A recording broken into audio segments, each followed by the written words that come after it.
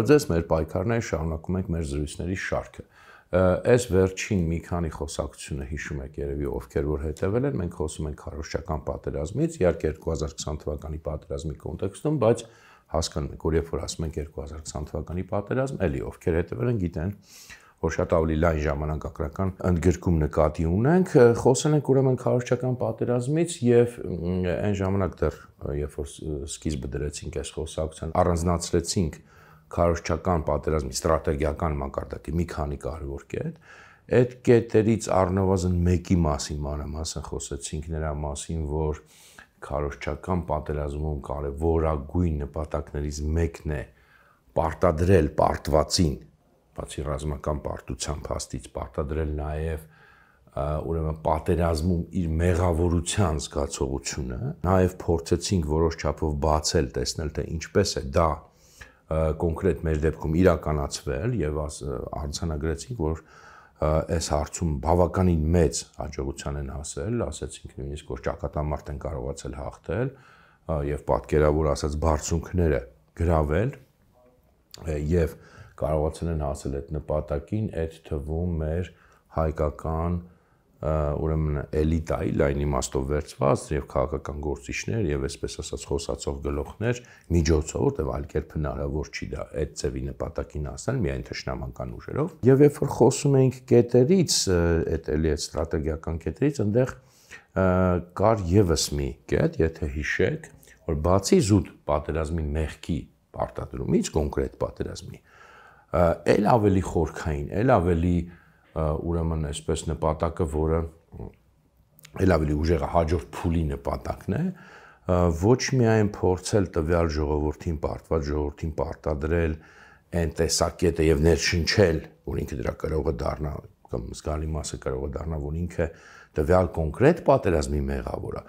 այլ երբ որ այս նպատակը ավելի է լայնանում, այդ նույն մեղքի մեղավորության զգացողությունը վերածել գաղափարախոսության, այն իմաստով, որ այդ ժողովրդի ընդհանրապես քաղաքական մտածողությունը, քաղաքական նպատակները, քաղաքական ուրեմն ինքնությունը, եթե այսպեսի ձևակերպում կարող ենք անել, քաղաքական պատմությունը, պայքարը եւ այլն, չգիտեմ, մի քիչ դժվար է սահմանել այս երևույթը, ինքը ֆունդամենտալ խնդիր ունի ընդհանրապես, ոչ թե կոնկրետ մի ժամանակահատվածում, կոնկրետ մի պատերազմի հետ կապված, այլ ավելի լայն պատմական կտրվածքով, չգիտեմ, տասնամյակների, գուցե նույնիսկ ավելին, ֆունդամենտալ խնդիր ունի այն առումով, որ այդ ժողովուրդը պետք է իրան մեղավոր զգա ընդհանրապես ռեգիոնալ կոնֆլիկտների համար, ընդհանրապես իրեն մեղավոր զգա, որ ինքը պատճառ է տարբեր ձևի կոնֆլիկտների, պատերազմների, ընդհանրապես անկայունության, որ հենց ինքն է պատճառը, իր քաղաքական նպատակներն են պատճառը, իր քաղաքական ինքնությունն է պատճառը եւ այդ ինքը դա փոխի,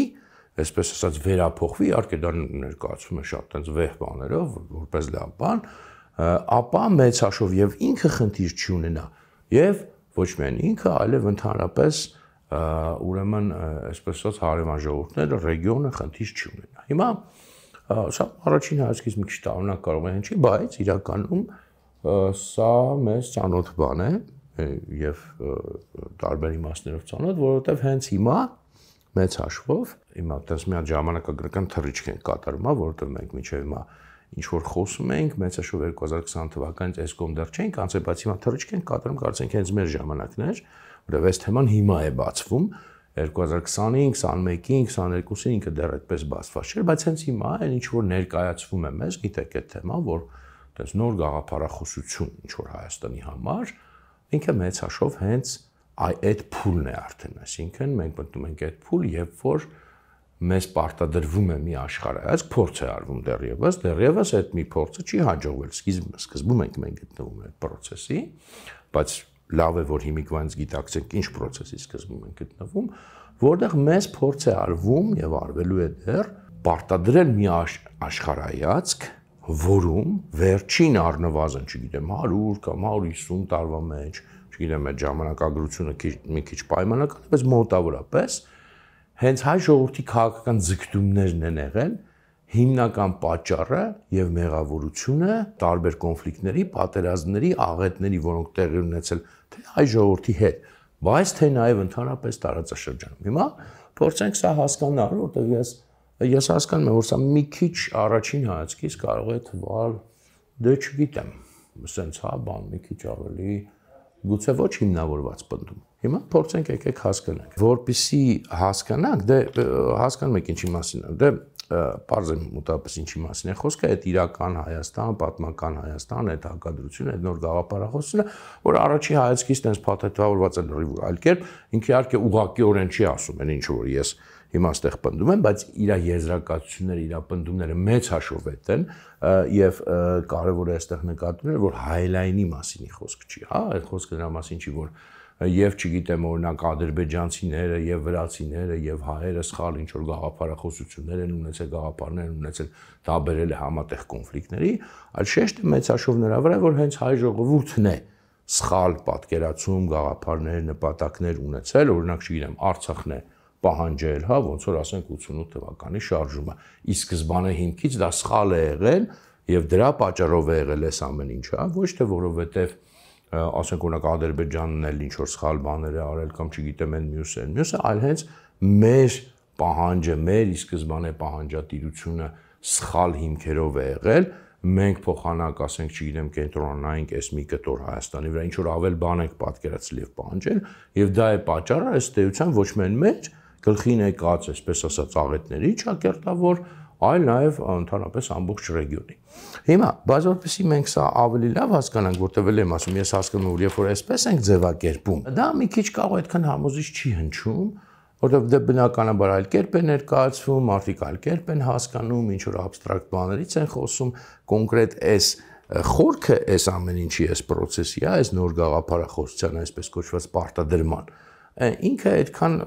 լավ չի ընկալվում։ Իրականությունը նա է, որ մենք նման գաղափարախոսություն, նման գաղափարախոսության պարտադրման փորձ հայ ժողովրդին արդեն ունեցել ենք պատմության մեջ, դա պետք է հեշտացնի մեզ ընկալումը նրա թե ինչ է տեղի ունենում հիմա, ուր է տանում այդ process-ը եւ ինչ էություն ունի։ Խոսքը նրա մասին է, որ 1920-ական, 30-ական թվականներին հատկապես նախ եւ առաջ սովետական Հայաստան, որոշ չափով Սփյուռքում, բայց նախ եւ առաջ սովետական Հայաստանում նման մի գաղափարախոսություն, նման մի պատկերացում պաշտոնական, կիսապաշտոնական ասենք, հայ ժողովրդին արդեն փորձ է արվել, պարտադրվել սովետական Հայաստանի մասին է խոսքը, բայց շեշտեմ 1920-ական, 30-ական սովետական Հայաստանի մասին է նախ եւ առաջ խոսքը, հետագայում դա փոփոխվել է սովետական միության քաղաքական նպատակադրումների, որոշակի անցումային փուլ է եղել, ասենք, մինչեւ որ 1960-ականներին մի քիչ այլ կերպ, այլ ձևի գաղափարախոսություն է, այսպես ասած, ներկայացվել եւ պատրաստվել հայ ժողովրդի համար սովետական միության կողմից, բայց 1920-ական, 30-ական թվականներին մենք այդքան լավ չենք պատկերացնում այդ ժամանակաշրջանը, հա, որտեղ այն ինչ որ մենք տեսել ենք, դա ուշ շրջանի սովետական միությունն է, ուշ շրջանի սովետական Հայաստանն է, որտեղ լրիվ այլ գաղափարներ էին տիրում եւ ընդհանրապես սովետական միության առանձնահատկությունը նաեւ այն էր, որ ինքը հենց իր իսկ պատմությունը, իր իսկ պատմական հիշողությունը կարողանում է շատ մեծ հաջողությամբ ջնջել, երբ որ իր քաղաքականությունը փոխվում էր։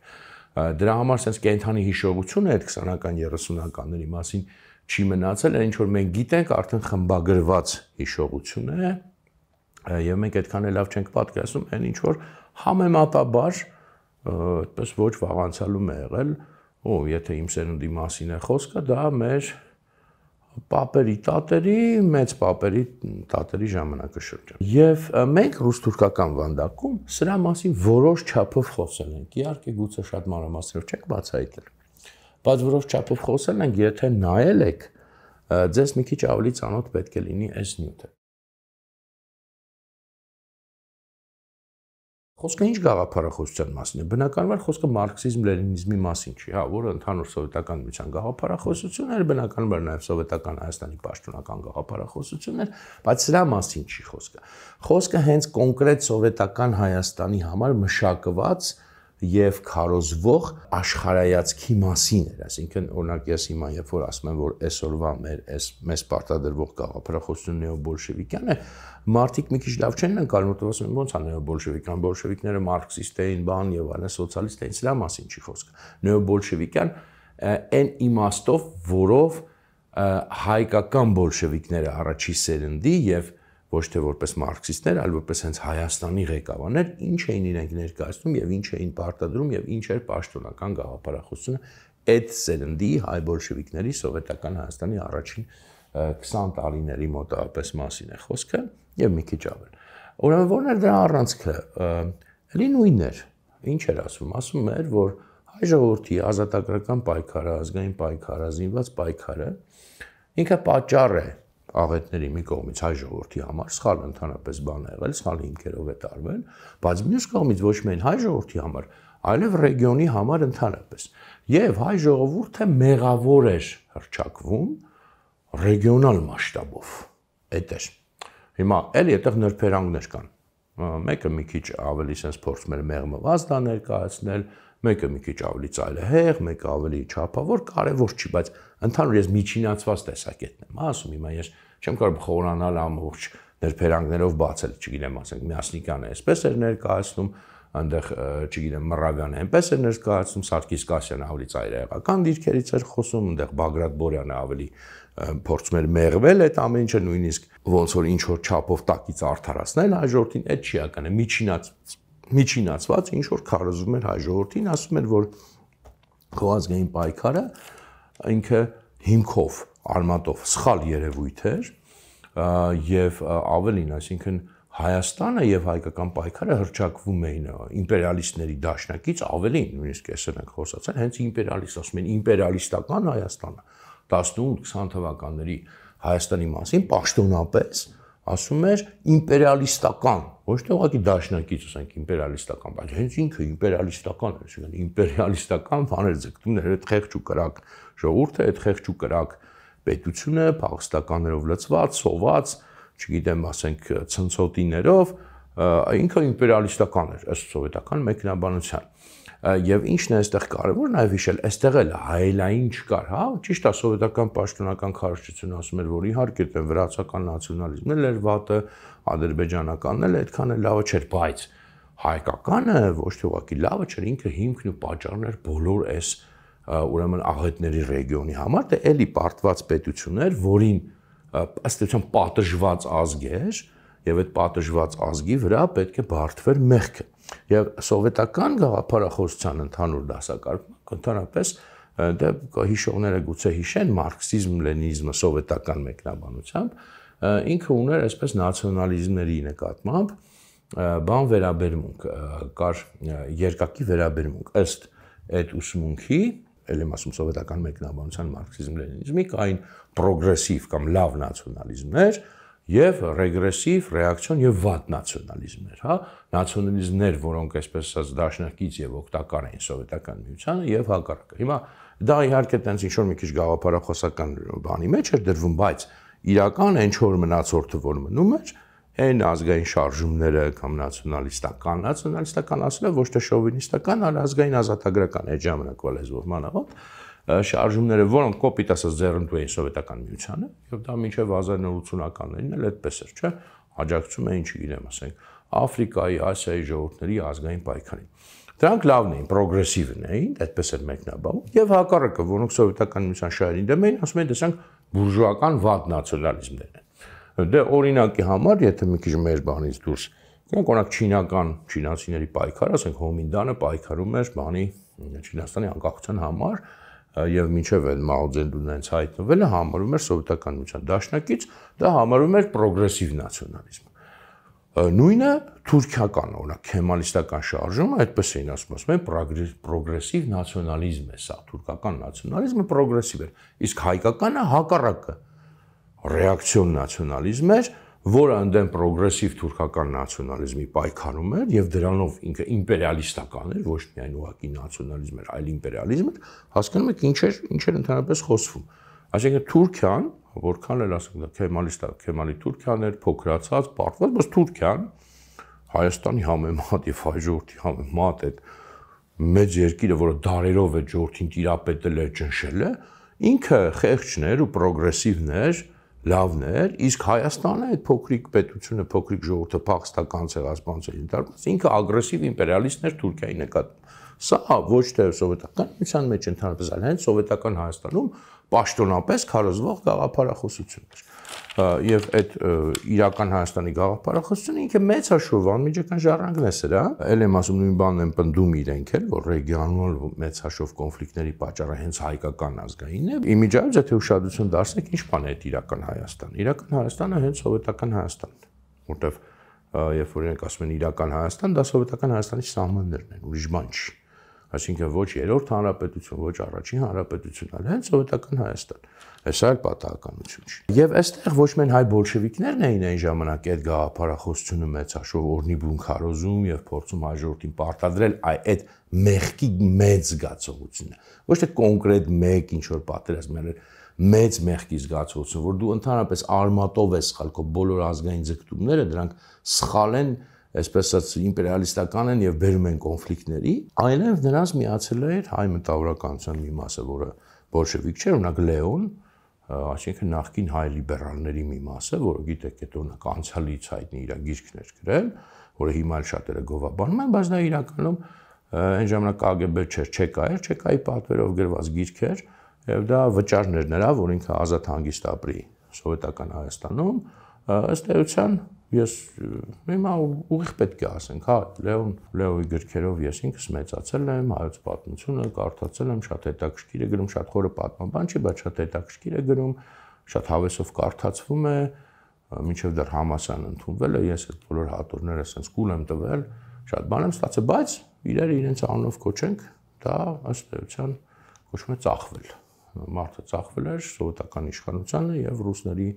համար գրել էր այդ ձեռնտու գիրքը այն ժամանակվա քաղաքականության համար, հետո քաղաքականությունը փոխվեց, այդ գիրքը մոռացվեց, բայց այն ժամանակ դա էր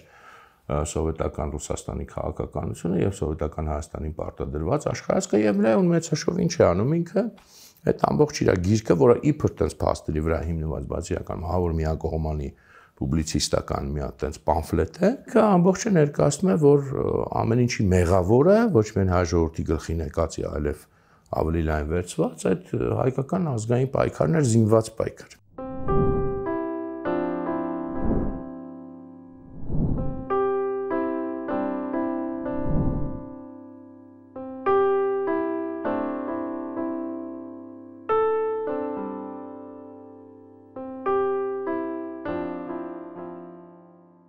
Իհարկե, այստեղ որոշ չափով պատահականություն չի, չեմ ուզում շատ խորնալ, բայց ասեմ պատահականություն չի այդ նախկին հայ լիբերալի եւ հայ բոլշևիկների դաշինքը, որովհետեւ հայ լիբերալները Լեոյի պես, բանի պես, ասենք, Արծրունու պես, այդ մշակականները այն ժամանակ մշակթերթի շուրջ են իրանք բանեղած, իրանք ոնց որ ազգային նպատակների կողմնակիցներ էին, բայց իրենք զինված պայքարին դեմ են, իրենք համարում որ դիվանագիտական ճանապարհով հայկական հարցը պետք է լուծվի, այդ դիվանագիտական ճանապարհ ասելով պետք է ուրեմն Ռուսաստանը կամ արևմտյան պետությունները ուրեմն այսպես ասած Թուրքիային պարտադրեն հայկական հարցի լուծումը, այս էր իրանց գաղափարախոսությունը այն ժամանակվա հայ լիբերալների, շատ չեն տարբերվում այսօրվա շատ մարդկանցից եւ մեծ հաշվով այդ իրանց խնդիրն էր, որ իրենք անընդհատ իրենց երազանքներ, որ լինի մի մեծ համաշխարհային պատերազմ, Թուրքիայի դեմ Ռուսաստանը պատերազմի եւ իրենց պատկերացմամբ հայ ժողովրդին ազատագրի։ Եվ իրենք հայ ժողովրդին որպես առանձին քաղաքական սուբյեկտ չէին պատկերացնում, ասում էին, հենց նույն բանի Գրիգոր Արծունու ձևակերպումն է, որ մենք քաղաքական իմաստով ռուս ենք։ Մենք մշակութային իմաստով պետք է ինքնավար ազգ ենք, բայց քաղաքական իմաստով էս ենք։ Եվ սա իրենց ծրագիրն էր, որի արդյունքն էր նաև հայերի ցեղասպանությունը, մեծ եղերնը, բայց հետո իրանք շատ լավ գտան բոլշևիկների հետ լեզու, որտեղ իրենց թշնամին, երկուսի թշնամին էլ հայկական զինված պայքարն էր, որը հետևական չէր իրականում եւ դա հիմնական իր մեղքը դա էր, որ հետեւական չէր, ինքն էր կիսատ պրատ, ինքն էր շատ հաճախ է դիվանագիտության, չգիտեմ միջազգային հանրության վրա հույսը դնում, բայց ամենայնպես եթե մենք ինչ որ բանի որպես ազգ հասել ենք, ինչ որ բան ունենք եւ այս թեկուզ այս ճակերտը որ իրական Հայաստանը ունենք, այս սովետական Հայաստանի սահմաններով Հայաստանը, սրա մասին մենք էլ ռուս-թուրքական վանդակում կսա, բացառապես այդ զինված պայքարի արդյունքը, ուրիշ ոչինչ բանի արդյունք չի։ Եթե դա էլ չլիներ, այսօր մենք այս 29000 քառակուսի կիլոմետրանոց Հայաստանն էլ չէինք ունենա։ Բայց նրա մասին ես չեմ հիշում ճիշտ ասած ինչքան մանրամասն ենք ռուս-թուրքական վանդակում խոսել, որովհետև ցավոք սրտի այն ժամանակ ես շատ թեմաներ տենց բաց էի թողնում մտածելով, որ պետք է հասնենք ավելի այսպես այդ շրջանին 20-21 թվականների դրան էի ձգտում, Բայց հիմա որ հետադարձնում եմ, պետք է շատ թեմանից մի քիչ ավելի մանրամասն խոսել, հատկապես այս մի թեմայից, բայց ամեն դեպքում կարծեմ որոշ չափով խոսել։ Ամեն դեպքում, սա այս ամփոփելով այս մասը, ես ուզում եմ ասել, որ այս ամեն ինչը նախադրյալ ունի։ Հիմա այսօր եթե մենք նայենք ոչ թե մակերեսին իրերի, ոչ թե ինչ որ ներկայացնել խորքին էությանը, այն ինչ որ այսօր իրենք փորձում են ձևակերպել որպես իբր նոր գաղափարախոսություն, դա բացարձակ նոր չի։ Առնվազն կրկնություն է նրա, ինչը որ սովետական Հայաստանում հայ բոլշևիկները 20-ական 30-ականներին ասել են, արդեն չկրկնեմ, իրականում ավելի հին հիմքեր էլ ունի։ Բայց դրա մեջ էլ չխորանանք, որտեվ տենց շատ կարող է բաներ անենք։ Մենք գուցե մի օր առիթ լինի մի ուրիշ ձևաչափի մեջ նաև պատմական այս բաների մասին էլ խոսենք, թե ինչ տարբեր գաղափարական շարժումներ են եղել, հոսանքներ են եղել Հայաստանում հայ միջավայրի մեջ 19-րդ դարում, բայց սա ուզում եմ ասեմ, բացարձակ նոր չի։ Իրենց գուցե թվում է, որ ինք ինչ-որ սարսափելի նոր բան են ասում, իրենք ասում են անտանելի մի հատ հին բան, ավելին մեծ հաշվով, եթե մենք վերցնենք բոլշևիկներն են մի կողմ թողնենք, հայկական էլիտաների մեծ մասը միշտ էլ մոտավորապես այդ նույն բանն են ասել, փոքր համաստությունն է միշտ եղել, որ ասել է պայքարի մասին եւ այլն, իրենք սարսափելի հին, սարսափելի ավանդական հայկական մի հատ ցավոք սրտի քաղաքական գիծ են շարունակում, ես չգիտեմ որքանով են գիտակցում։ Իհարկե ես իմ կասկածները ունեմ, ենթադրություններն մեծ ձևաչափով չեմ ուզում դրանք հնչեցնեմ, ես որոշ ենթադրություններ ունեմ, որ կարող է այդքան էլ չգիտակցված չի սա, բայց իհարկան չգիտակցվածա, չգիտակցվածա սա ինչ որ այսօր արվում է որպես գաղափարախոսություն, ինքը բառացի վերականգնումն է, բառացի չէ, բայց էությամբ ավելի շուտ sense ճիշտ ասենք, բառացին չէ։ Էությամբ վերականգնում է նրա ինչ որ եղել է 20-ական 30-ականների Հայաստանի գաղափարախոսությունը, պարտված Հայաստանի, պատժված Հայաստանի, ճնշված Հայաստանի, որ էլի պետք է լիներ եւ էր տարածաշրջանի ամենաստորադաս պետությունը այդ սովետական ոչ պաշտոնական աստիճանակարգում, այսօր Կովկասում այդ ժամանակվա սովետական Հայաստանը, էլի չեմ ասում, ապա հետագայի սովետական Հայաստանը, հենց այդ ժամանակաշրջանը ինքը ամենաճնշված, ամենաստորադաս երկիրն էր, որի հաշվին էր ամեն ինչ արվում։ Եվ այս նույն մոդելն է, ինչ որ մեզ այսօր փորձում են պարտադրել, այս դեպքում նաև գաղափարական, բայց ես ուզում եմ մի բանի վրա այլ ուշադրություն դարձնեմ, սա այդ իմ ասած process-ի սկիզբն է, այսինքն սկիզբն է նրա, որ մեզ պետք է պարտադրվի ոչ միայն կոնկրետ իրադարձության, այսպես ասած մեղսակցությունը, այլև ավելի գլոբալ, ավելի գլոբալ, ավելի sense line վերցած, ավելի մեծ վերցած, ընդհանրապես մեզ ներշնչվի, որ մեր ազգային, մեր քաղաքական ինքնության հետ ֆունդամենտալ խնդիր ունենք, մենք ֆունդամենտալ մեղավոր ենք, եւ եթե մենք մեզ այսպես ասած ինքներս մեզ չճնշենք, չզսպենք, իրականում մենք տարածաշրջանում տեղ չենք ունենա եւ տարածաշրջանում խաղաղություն չի դերի։ Եվ էլ եմ շեշտում, այսօր էլ եթե նայեք, սա հայլային process չի, այնպես չի, որ օրինակ Ադրբեջանը նույն, ասենք հրաժարվում է իր քաղաքական նպատակներից ինքնակնդատությամբ, ազգայնորեն ճիշտ հակառակը։ Սա բացարձակ միակողմանի process է։ Սովետական միության մեջ սա գոնե ձևականորեն որոշ մակարդակում երկկողմանի էր, էլի համահավասար չէր, հայրը ավելի մեղավորն էին եւ առավել մեղավոր են, բայց գոնե ձևական մի քիչ տենց բաներ պահպանվում են։ Հիմա այդ էլ չկա։ Հիմա բայց այստեղ այս process-ի մյուս մասը, որովհետեւ տեսեք, այս գաղափարախոսությունը պարտադրվում է, սա սկիզբն է, ասեցի։ Սրա տրամաբանական հետագա բանը, ոնց որ քայլերը, հետևությունները, արդյունքները, եթե հասնի դրան, այս ավելի խորը փուլում պետք է լինի, որտեղ եթե մեղավոր ես, պետք է այսպես ասած փոխհատուցում նաև տաս եւ այլն, պետք է ընդունես այդ մեղավորությունը իրավական իմաստով, քաղաքական իմաստով, մենակ գաղափարական իմաստով, ինչի խոսքը եւ զուգահեռ process-ը էլի կզարմանանք, ասեք, ինչ կապ ունի այստեղ մեր այս նոր գաղափարախոսությունն է ներկայացում, իսկ այնտեղ Բաքվում ինչ է տեղի ունենում, Բաքվում տեղի ունենում այդ դատը հայ գործիչների նկատմամբ, կամ ինչպես հիմա ասում են հայ գերիների նկատմամբ, եւ ինչ է այդ դատի նպատակը։ Այդ դատը շատ կոնկրետ քաղաքական նպատակ ունի։ Հիմա ճիշտ է, մենք այս ձևաչափի մասին, այսքան ակտուալ խնդիրների մասին երբեք չենք խոսել, բայց բան չի, մեր այս հաղորդումը ի վերջո նվիրված է ներկային եւ թեման բերեց արդեն մեզ հենց 2025 թվական այս պահին։ Հետո էլի կվերադառնանք ավելի մի քանի տարի առաջին։ Այս դատը քաղաքական շատ կոնկրետ իմաստ ունի, ինքնից ինքնանպատակ չի, քաղաքական իմաստը շատ պարզ է, ցույց տալ եւ ապացուցել, որ Հայաստան պետությունը եւ հայ ժողովուրդը ագրեսոր են, մեղավոր են պատերազմում եւ ավելին հայկական գաղափարախոսություն կա, որը ագրեսիվ է, ֆաշիստական է եւ մեղավոր է այս ամեն ինչում ինչ որ տեղի ունեցավ եւ 88 թվականից սկսած եւ ավելի վաղ, որտեղ այդտեղ թեմաներ են բարձրացում, որ չէ, որ ընդհանրապես ասում են սա Հայաստան չի, սա Արևմտյան Ադրբեջան, ուղղակի մենք ձեզ առայժմ տենց ողորմում ենք տալիս ենք այդ տարածքը, բայց իրական դա մեր տարածքն է, դուք այստեղ ընդհանրապես կապ չունեք։ Այս դատավորությունների քաղաքական նպատակը հենց դա ապացուցել է եւ սրա ըստեյության զուգահեռ նպատակ է։ Մի կողմից իրավական հիմքեր են ստեղծում այս ամեն ինչի, մյուս կողմից այստեղ գաղափարականն է պարտադրվում եւ իրենք մի օր այսպես ասած կպնելու են իրար եւ հիմք են ստեղծելու են հաջորդ փուլի, որ այդպես է պետք է միգուցե նաեւ այդ մեղավորության դիմաց պետք է վճար լինի, ոչ միայն զուտ ֆինանսականի մասին է խոսքը, այլ նրա մասին, որ ընդհանրապես դու անընդհատ պետք է քեզ սահմանափակես, սկսած ֆինանսական բաներից միգուցե փոխհատուցման հարցը հասնի, բայց նույնիսկ դա չի այդքան։ Ընդհանրապես քեզ սահմանափակես եւ քաղաքական իմաստով եւ ռազմական իմաստով, չէ՞ ասում են, ապա ռազմականացվի պետք է Հայաստանը, ինչով են հիմնավորում, ասում են, որտեղ ագրեսոր է։ Եվ այստեղից մենք զուգահեռ ասում ենք, այո, մեծ հաշվով մենք չենք ասում ուղիղ ագրեսոր ենք, բայց փաստացի ասում ենք, դե մենք այս շատ սխալ բաներ ենք դրել մեր եղած իրական Հայաստանից դուրս ինչ որ բաներ ենք պատկերացել, դա սխալ է եղել։ Սրանք էլ եմ ասում գալիս են ի վերջո իրար հատվում են, չնայած առաջին հայացքից ոչ մի կապ չունեն իրար հետ։ Եվ բնականաբար, եթե հարցնես, կասեն ինչ կապ ունի իրար հետ։ Այդ ամեն ինչը, բայց էլ եմ ասում, այս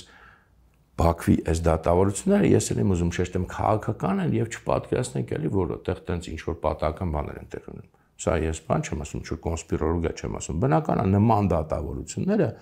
այդտեղի բոլոր տեքստերը, հայտարարությունները, ցուցմունքները, չգիտեմ եւ այլն գրվում են, ու չգիտեմ տվյալ դեպքում ուր են գրվում, ասենք Ալիևի նախագահական ապարատում է գրվում, թե ոնց այդ կոնկրետ ես չեմ կարող ասել, բայց որ հաստատ այդպիսի մի տեղ գրվում է եւ տրվում են թեզերը, թե ինչ պետք է այդտեղ խոսվի, հրապարակայնորեն, այլ այդ մարդիկ դուրս են գալիս, ինչ որ բաներ են մտածում, բնականաբար դա այդպես է, որովհետև նման կարգի դատավարությունները միշտ էլ այդպես են եղել։ Նույն ստալինյան դատավարությունները, ասենք ինչ որ պետք է, չգիտեմ, օրինակի համար Չարենցը կամ Բուխարինը որպես վկայություն ստորագրեն,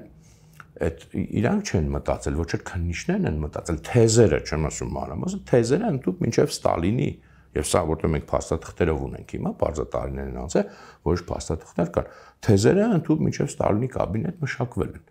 Հիմա մենք չունենք բարձր փաստաթուղթ, որ Ալիևը նստում դա մշակում է, բայց ես վստահ եմ, որ մոտավորապես այդպես է, կարող անձամբ Ալիևը չի, Ալիևը մտքերն ասում, չգիտեմ, Հաջիևն է գրում կամ Հաջիևը նել իր մտքերն ասում, ես իմով ագրում էական չի, բայց միտքը հասկացա։ Հիմա մենք հետագայում արդյունք կունենանք այս ձևաչափով, մյուս ձևաչափերով ավելի մանրամասն, ավելի կոնկրետ այս թեմաներից էլի խոսենք, ես հասկանում եմ, որ ինքը sense նախնական ձևակերպված ամեն դեպքում որոշ հարցեր է թողնում, որոշ այսպես ասած բաց տեղեր է թողնում, որոշ բաներ կարող է մինչև վերջ հիմնավորված չթվան, բայց ես խնդրում եմ համենայնդեպս այս տեսանկյունից էլ դիտարկեք այս process-ները եւ մենք էլ կփորձենք հետագա զրույցներում եւ ոչ միայն այս ձևաչափով ավելի մանրամասն այս ամենը հիմնավորել իրար հետ կապերը բացահայտել ավելի շուտ։ Ես ուղղակի ամփոփելով հիմա արդեն ուզում եմ ասեմ հետեւյալը՝ ի վերջո